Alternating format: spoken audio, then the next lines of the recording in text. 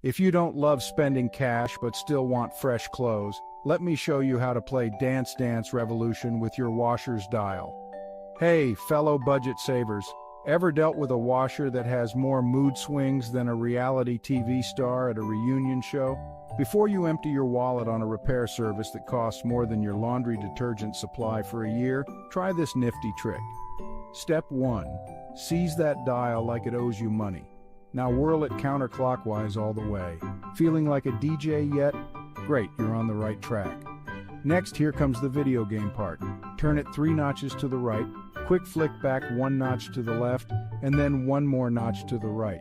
If it starts blinking like a disco, congrats, you've just cracked the cheat code to diagnostic mode. Now spin that dial 4 clicks to the right and smack that start button like it's the buzzer on a game show. This little tango with your appliance resets it back to its factory innocence.